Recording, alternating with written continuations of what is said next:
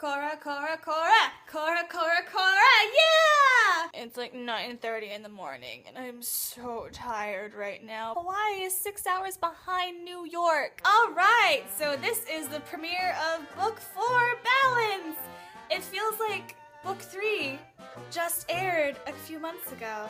But whatever, that's great. We have another episode, and we have another season, and this is the last season of Legend of Korra. What are we gonna do? Let's talk about episode 1 after all these years. Wow. Episode 3 starts off 3 years after the events of the season finale of Book 3. And everybody looks so hot after 3 years. How did people that are already sexy get more sexy? Like, is that even possible? You know those kids in high school where they were like beautiful and you were still that really nerdy looking person that had pimples and glasses and everything and braces? And they reached their potential, their highest level of beauty ever, and after that everything goes down for them. How do these people who have reached their potential and then still go higher? I don't understand that. So we are introduced to a few new characters such as Prince Wu, who by my standards is a creep among men. Honestly, I do not like this kid, and I have a prediction by the end of this season he's either gonna get killed off or he's gonna grow up and learn how to be a better man. I'm kinda hoping for the first one. I hope death by rebels runs in the family. I'm honestly hoping for him to, I really wanna see a character change with him, so I really hope that he actually grows up and becomes a man, right? Maybe we should give him to Mulan and Shang.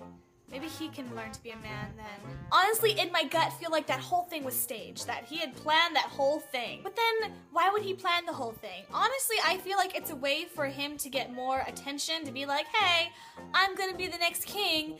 I need to be 100% safe and probably keep Mako next to him at all times, which by my standards is a dick move. Speaking of Mako, hot damn, diggity dog, I wish you were real. Let's get into the seriousness of Opal and Bolin. Seems to me like they're having a little bit of trouble in their relationship, mainly on Opal's part. Okay, let's talk about Bolin first. He's finally matured and grown up. He seems a little bit more calmed down, and he's not that crazy kid that we once knew, and that's great. He's finally grown up, and we finally see him as a more mature adult because, oh my god, he's an adult! And he enjoys what he's doing because he's helping people and he finally has a sense of his purpose in this world. But Opal's having a little bit of trouble with Bolin because he's working under Kuvira, and she obviously sees something wrong with Kuvira. Opal is right, but she has to know that it's not Bolin's fault. Bolin doesn't really see the evil behind her intentions. He sees the good that Kuvira is doing. It's helping people, it's keeping people safe and giving people food, and he enjoys that.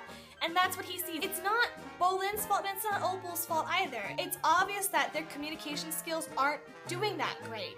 They need to sit down and have a talk about what's going on instead of just assuming they know what is happening and what the other person is thinking, which could be the downfall of their relationship. Speaking of relationships, Kai and Janora are together, guys! Alright.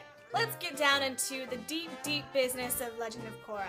On this episode, we get to see a little bit of poli-science. I don't know a lot about it, but it deals with government and politics and all that jazz, so I'm not gonna get too deep into that. The state of Yai, which is really interesting and something new that has never really come up in this Legend of Korra universe. It shows what a good leader is. It shows that a good leader will sacrifice his power for the good of his people so that they can get food and protection and just have a happier life. It also shows how a bad leader will manipulate people with good things for bad intentions. Like, I'll give you food, but you have to fight for my army. I also believe that Kuvira used her captured bandits to attack Kai and Janora in order to manipulate the governor's hand in joining Kuvira's cult. And speaking of Kuvira, I like her. I am enjoying her. She's strong and smart and knows what she wants and gets what she wants. She's a little bit like Azula, except more mature and knows how and where to push and not just push the crap out of somebody so they get crazy. I'm just really excited to see more of her, and I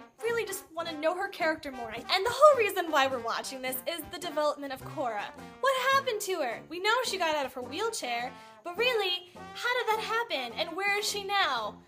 3 years later, my heart is just beating out of my chest. This week's Jerk of the Week goes to President Raiko for being just a really big jerk. I never really named him Jerk of the Week. I think it was because there were more pressing matters. Mako has worked so hard. He had no idea he wanted to be a detective, but as soon as he joined the police force and Len gave him the detective promotion, he is loving his job and he's really good at it. And he took a break from it just to be a bodyguard, and now he has to be the bodyguard forever for this sniveling little brat. what you do. That is not how you reward your hardworking citizen. This week's You Tried star goes to Prince Wu for trying to hit on the hottest girl in Republic City, Asami Sato. You are stupid. Prince Wu, you earned this You Tried star because you were just stupid to try to even hit on Asami. Even Mako didn't hit on her. She hit Mako.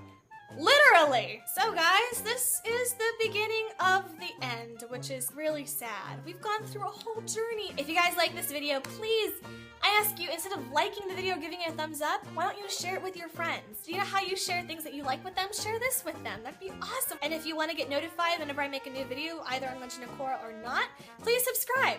That'd be amazing, and I'd really appreciate that too. Thank you guys so much for watching. I'll see you next week with a new episode of Legend of Korra.